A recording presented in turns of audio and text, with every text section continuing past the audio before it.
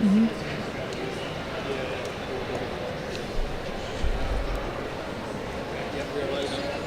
Okay, great. Thanks, Noble. Okay, we're back. Are we back? I'm not sure we're back.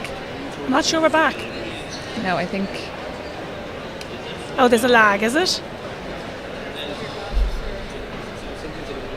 Noble, is it back on? Okay, so we are back. So I think it's because we were bitching about RTE. They probably somebody up in Montrose pulled the plug on our Wi-Fi and on our internet connection to make us stop talking about them. Do you know what's really funny? I'm looking at the messages there. That's what everyone is saying. Look what happened when you criticised RTE. I don't think it is, in fairness. I don't think it's that. I think it's just plain old tech issues. Here's John McCoy coming in to fix something for us. But anyway, you were saying about RTE and the debates. We were talking about people getting cut off. Like we did. Like us. We were complaining about people being cut off from the debates. But yeah, it's and there needs to be a fair system. And maybe, you know what, maybe that's something that some newly elected TDs can look at. Maybe they can actually look at that. Maybe the people who are, because there are some breakthroughs, okay? Yeah. In the election we're seeing, well, there's a chance of some breakthroughs. Yeah. Maybe that's more correct, is it, than saying that there are some breakthroughs. But you want to talk about politicians with principles. And you made a really good point earlier on. So I think that because people were very hopeful for independence, and because people, I think, thought that some candidates who are new to the stage, if you like, were going to break through, and they didn't. They feel it was a washout for independence, and that's not really the case. Like, if you look at the people who, like the independents, who have been very staunch on issues that are probably very important to a lot of Gript readers and subscribers, they all sailed back in. Yeah. So I'm talking about people like Mattie McGrath, you know, up there near the top of the poll. Carol Nolan looks like she topped the poll in Offaly, coming back in very comfortably. And then you look at people like the Healy Rays, Michael Fitzmaurice, people who I think have taken a very principled position on issues that, in particular issues that make them very unpopular with the media. Yeah. So if you look at Carol Nolan and Heather Trevine, like come back very comfortably, I think perhaps a disappointing day for Aintree given the indications during the week, but still they'll have, I think, doubled their vote, and they'll certainly get the funding now, which is very important, as we've just discussed. But people like Carol Nolan and Peadar and Mattie McGrath have never been anything less than forthright about the things they believe very strongly in for the past 5 years. And I'm talking about things like immigration, like abortion, like perhaps say SPHE in schools. About issues around gender stuff. Identity, family, right? Yes. And if you think they're unpopular now, Sarah, like 5 years ago, you had politicians fleeing from these issues. Yeah. Like when the whole thing about trans issues in schools and prisons, or anything like that first came up, like most, including some of the politicians who later spoke out about it, were terrified to touch any of this. They were terrified of being called the normal names. Yeah. But they, Carol and Mattie and those, never took that stance. They persistently raised those issues. They persistently, for example, like they championed things like a pain relief bill. They voted against safe access zones. They called out kind of the madness around some of the transgender stuff and stuff like that. And you can see it doesn't damage you to be a principled politician. It doesn't. I actually think the opposite. I think even if people don't agree with them on these issues, they think, well, at least you're a person of principle. You're not going to be punished for having principles. Oh, and I think that in this political climate, it's funny you should say that, because I find myself more and more, having more and more respect for people who have ideological positions, even when they're different from my own, if they stick to them. If I know if it does what it says on the tin, if I know what it's going to, I have more respect for that than I do for the person who's going to say a bit of whatever you're having yourself, take their lead from the Irish Times and change and flip-flop their opinion on things that I think are really important to not just your politics, but who you are as a human being and what you value, that you could just change it like that. I can't trust that. The adjudication on the doubtful votes in the constituency of Dublin South Central will take place at the front of the Gra in 10 minutes. Thank you. If you're watching at home now, you know where to do the adjudicated votes as well. If you're watching at home, you probably don't realise how enormously loud that announcement is. So loud. You have to just stop talking when they make it. But yeah, like I think it's a very important point, because sometimes I think people are afraid to say what they think, especially around issues of moral importance, because they're told so often, and you see this a lot in Fianna Fáil, right? You get told so often, that's going to lose you votes, or you're not going to get young votes, so that's wildly unpopular. You're probably told more often than that, Sarah, is that the media will hate you for this, and that because you'll be taken off the list of people who are brought on the late debate or who are brought on prime time, and that's true. I mean, Matty and Carl will tell you that, almost never invited on these kind of programs. Never get a fair shake. And why is that? And they would, I think at least that a lot of the time that's because of the positions they hold, which are deeply unpopular amongst social liberals. But amongst the electorate, they don't get punished for holding those views and for being very verbal about them, very outspoken about them. I think that's an important lesson. Yeah, and I think that people like principles, ultimately. And the other thing is that, conservatism and family and pro-life, these aren't, people talk about this as if these are kind of niche opinions. There was a referendum and a third of the country voted no. It's not insignificant. The percentage of people who voted no in the referendum is more than the percentage of votes that Fianna Fáil and Fine Gael are getting. It absolutely is. But there's a peculiar thing now about the other referendums, right? So we just had this year, not a million miles away from this election, we had 2 referendums which spectacularly backfired on the government, right? And spectacular. Could they have done more poorly, Sarah? Massive rejection of kind of not just, I think, the issue, not just the proposed amendments, but kind of the ideology behind it. People did not like the fact that they wanted to scrap the word mother. People did not like the redefining of family, okay? So that matters. That should speak to something. But the government are not punished for it in the election. Yeah, so there is a huge cohort of people who, I think that might be the Jerry Hutch arriving, people went out, voted against the government on these 2 referendums, punished them, there's no other way to describe it, but then today or yesterday went out and voted for them again. And I appreciate that you can vote against the government on a referendum and still want them to be in power. We appreciate that, but I think that the public are, there's a lot of messages in this election that are kind of confused. Yes. Yeah. Now here's the thing though that I think, and you touched on it earlier, and it's definitely true. I think the corporation tax factor is very underestimated when we're talking about voter satisfaction or how people feel or people's dissatisfaction with how the country is being ran. I mean that the fact that government coffers are so flush, right, are artificially inflated, not just now, but for the last, since this government came into power and prior to that, with this corporation tax, which we always knew you couldn't rely on this forever, right? It's like your granny giving you money every Christmas and you think you're going to get it until forever. You die, and you don't, right? But it was such an enormous amount of money, and without it we would be seriously in the red. And even though people know that, they're not really aware of it, if you know what I mean. It's like having a credit card with no limit, and it's only and the bill doesn't come for 20 years, and you suddenly go, oh my God, we are so screwed, right? So with this, the whole country is being propped up by this enormous amount of money that is only coming here as long as that situation doesn't change. And as you said, it's going to change. Right? It's going to change anyway, regardless of Donald Trump, but now that change might come faster.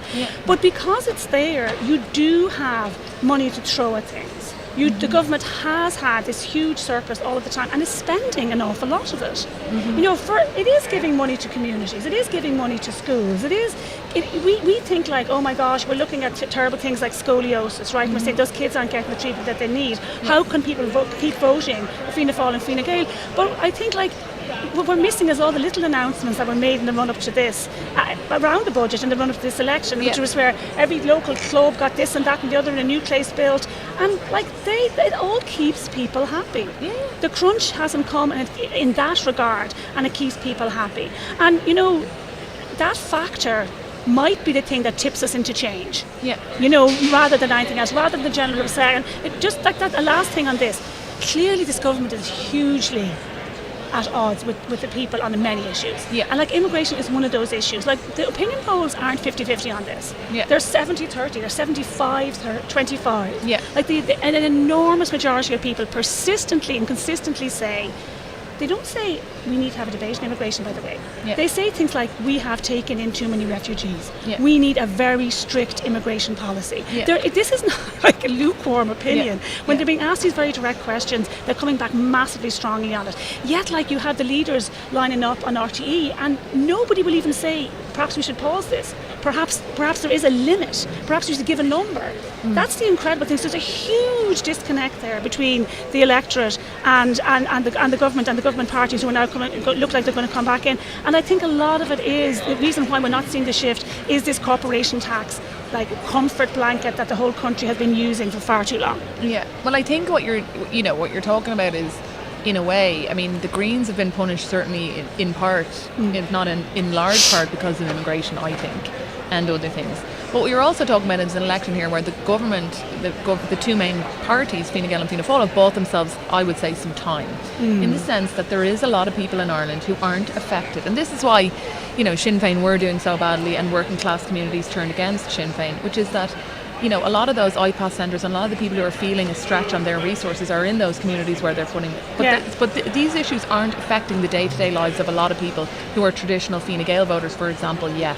But when they do, and when we have loads of money and a credit card, as you say, you can get a bit irritated by the fact that the children's hospital costs X billion, but it's not affecting you yet. When you're starting to have your taxes increased to pay for it, then you might start getting a bit miffed. Well, that's it. If the corporation tax was going out and they were going, listen, all their taxes go up. John is saying we have to wrap this up. I would just say one last thing on this. Sorry, John. 20 last seconds on this. I think you're right about the Greens. I think Roger O'Gorman and I think Fianna Fáil and Fine Gael did this purposely. He's the fall guy in immigration. He's taken all the crap for it, and and then all the reasons too. But I think he took the fall for this, and deservedly so, because he's championing it until the day he was voted out. Yeah. Okay, we're moving over from Matt and John.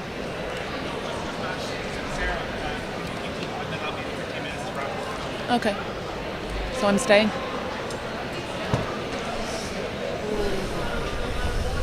Just going to look at the comments here.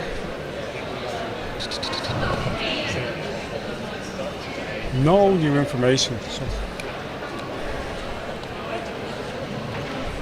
People are obsessed with Kerry.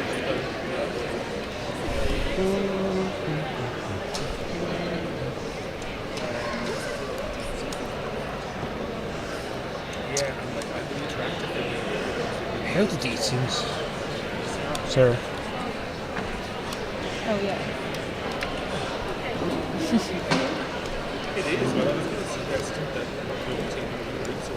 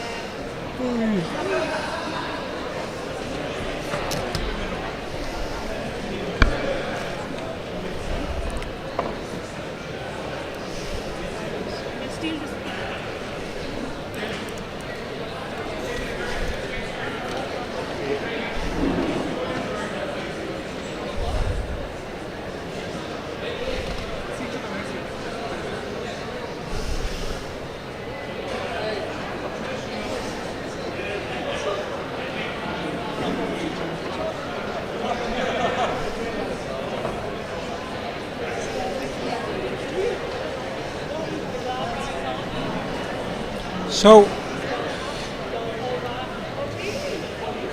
nearly finished. Yeah. What's your Well, overall thoughts on? Oh, sorry, I'm just looking up Kerry because people in the comments are very, very keen to know about Kerry. So, for you who keeps asking Kerry this, Kerry that, yes. here we go.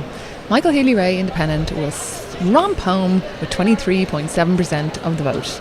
Followed not very closely at all, by Pa Daly of Sinn Féin, 14.91%, also looking to take a seat. Norma Foley of Fianna Fáil is next at 13.18%. Danny Healy-Rae behind her on 11%.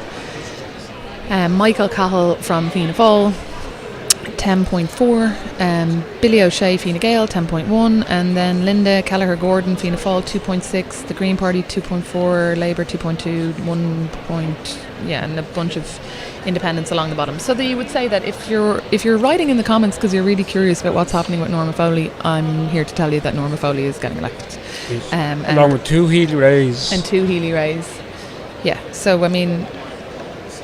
1 Sinn Féin and... So 2 Healy-Raes, 1 Sinn Féin, 1 Fianna Fáil. I mean... Billy O'Shea, Fianna Gael. But if the question is being asked repeatedly because of Norma Foley, it's she's getting elected. Well, it's 5 seats, so Fianna Gael will hang on to... Yeah, and Fianna Gael will probably take the last one there, yeah. Sorry, I'm just... Adult with numbers. Oh, right, someone is telling me not to come. Okay, I will not. Anyway, Niamh and I were just about to talk about turnout. So what do you think happened? Such a kind of a banal campaign that people who hadn't got their mind made up 2 or 3 weeks ago just weren't inspired to come out. Yeah. There was nothing to vote for as far as they were concerned. No, it wasn't that sort of election, was it really, where there was... And that favours the incumbent parties, I think, because I think your Fianna Fáil or your Fianna Gael or whatever will just show up no matter what. Almost by default, people couldn't think of somebody else to vote for. So.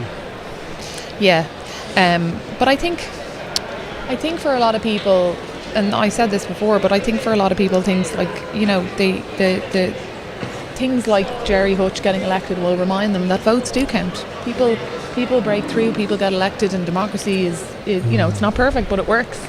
It works. It's got a bit farcical when no harm to Jerry Hutch, but see that it's become almost a film set out there with Hollywood director. Has he arrived yet? Not yet, I don't think. We're still waiting for him to arrive. It's been used basically to shoot a Netflix documentary directed by Jim Sheridan, the Oscar-winning... But what I think is really funny is that the media are all out there in a scrum, and Niamh was making this point. The media are all out there in a scrum waiting for him to arrive so that they can go absolutely mental and watch and scream and shout and whatever. But they're also pearl clutching at the idea that he's got elected. But he's their creation. Exactly, yeah. It's the same as certain journalists who shall go unnamed, who made careers out of bestowing exotic nicknames on people, calling them the Viper or whoever. Yeah, exactly. You know. And then having invented these personas, often attached to people, I run into some of them over the years who are nothing to them other than the fact that they're thugs. Yeah. I'm not referring to I know. the gentleman who was discussing earlier in that context.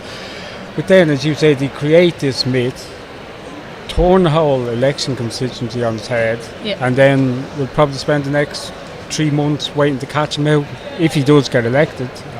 Oh, isn't this terrible? Well, he wouldn't have been elected if you hadn't. But as well, I mean, Sunday World started this. In fairness to the journalists, when you have such a boring election like this and you get, you know, Fianna Gael and Fianna Fáil back in and it's all very boring or whatever, the media needs something. I mean, it's like Donald Trump. Like, what on earth would they talk about in American political shows and political journalists? What would they talk about if they didn't have them? But that's exactly it. Some of our own sanctimonious people who set themselves up on this lectern or this pillar above the rest of us, and who enjoy greatly lecturing people, including some of the other candidates who came off worse for the fact that Jerry Hutch has made his appearance in Dublin Central, have no problem supplying all the oxygen of publicity, as they used to say.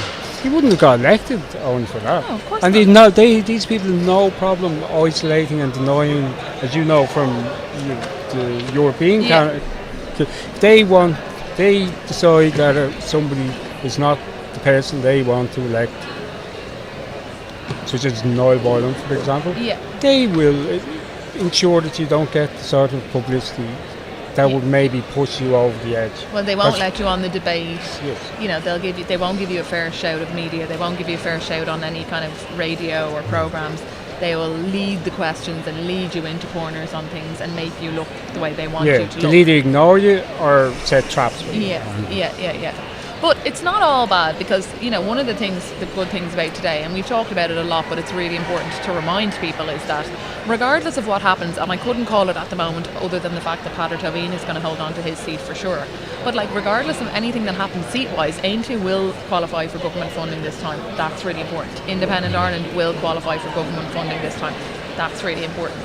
So, some of these are, good news stories in the middle of a day that a lot of people will be, pretty disappointed with. I mean, our national party, those kind of parties, they haven't had a good outing. There hasn't been any breakthroughs that I have seen. Now, people can correct me if I'm wrong, but there hasn't been much breakthrough in that regard. And so, I think that there's space to build, and there's good watchdogs like Peadar Tóibín being elected into the Dáil, I think who will call the government to account. I think that kind of anti-establishment vote that's not part of the normal left is so disparate. Yeah. And people say, it's trying to compare it to what's happening in other European countries, so it doesn't exist here. But if you actually totted up the different people who you would say were on that side in the European local elections, it came to 22 or 23%. Yeah. And it won't be that far off again today, but it's so badly split that it doesn't translate. It's not going to translate into 20% of the seats. Yeah. It won't even translate into 10% of the seats. Yeah. But I think that what the government have done, or Fine Gael and Fianna Fáil have done, is that they've done a good job of timing the campaign, running the campaign, spending on the campaign, and then the last budget to buy themselves some time. But the reality of it is that if you're a political observer and you're watching what's happening, you couldn't but say that the likelihood is that we're in for a bit of a, we might be in for choppy waters economically in the next year or two with Donald Trump being elected. And I think that this government might have bought themselves some time, but there is a reckoning coming for some of this. There will be a kickback, just because the kickback didn't happen today necessarily. And I mean, by the way, just to be clear, the Greens have probably lost all of their seats, so there hasn't been no kickback. But there would have been people who would have been looking for a more of a dramatic, change at a political level that they're not getting. But I think that day is still coming. It's just not happening today. Yeah, possibly. But as you say, if the next government mightn't have the same sort of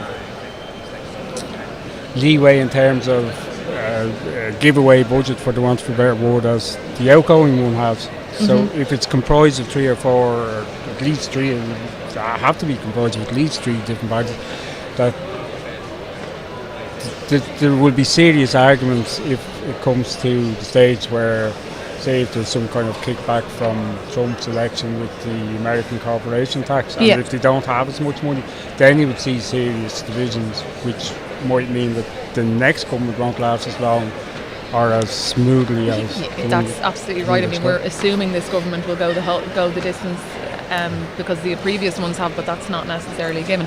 Another thing that I think is really interesting, and we haven't really talked about it that much, and I'm going to be very transparent here, is, Stop Dems have had a good day.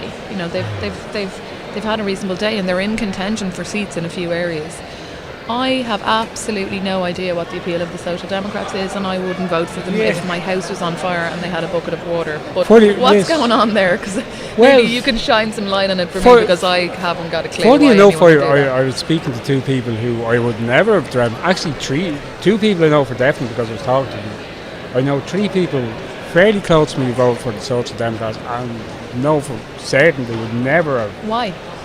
Well, I asked one of them, and the reason was that the childcare policy. Childcare policy? Yes. What? That a man in a woman's dress will mind your kids for free? No, they've had no time for that. I don't know. There's something jumped out of them. Lots of people. They would have, other than the far left and probably the far right, they looked at probably all options. Yeah. Probably come from their backgrounds to be inclined towards Fianna Fáil. Yeah. Or had decided they weren't going to vote for Fianna Fáil, and then they end up voting for the Social Democrats. Yeah. I don't get it, but they've had a good day. You couldn't deny it. It's interesting what captures people's imagination. Maybe they think they're more socially acceptable on the left, or I think from a logistical point of view, and even looking at them and knowing some of the people involved, and knowing them from previous election campaigns in Dublin North West, people like Rose and Shorto, they're good at running elections, and they ran this one well in Dublin. Yeah. Good candidate selection, good election strategies, and it's worked out.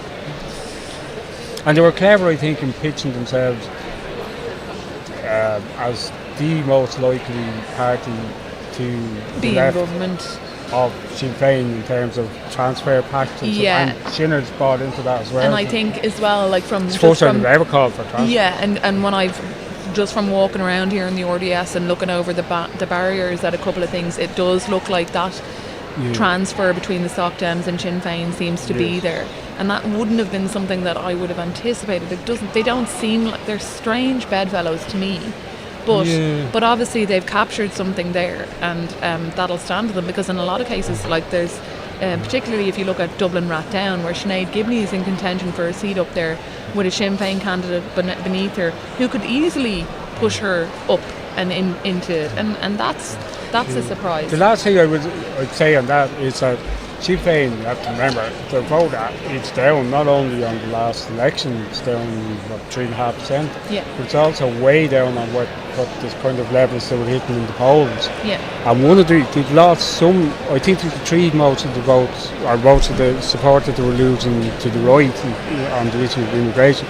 Yeah. But they also lost votes to the soft left, because they thought the Sinn Féin was becoming too far right on the immigration front. And this was a place for them to go. Yeah, so they probably, some of the Soc Dem supporters, probably people who had voted for Sinn Féin before, have gone to the Soc Dems, but still have some residual, so they're vote one Soc Dems to Labour or Sinn Féin, or vice versa. Yeah. Well, interesting. It'll be interesting to see when the dust is settled, what the numbers, like, do Soc Dems have slightly more seats than Labour? Where does it all land? Because I think there's so many constituencies across the country now where the last seat is in a battle that you just couldn't call it. No, it's impossible. Although I see people on Twitter happy to make calls on seat predictions, and I think good luck to them. Matt, stay.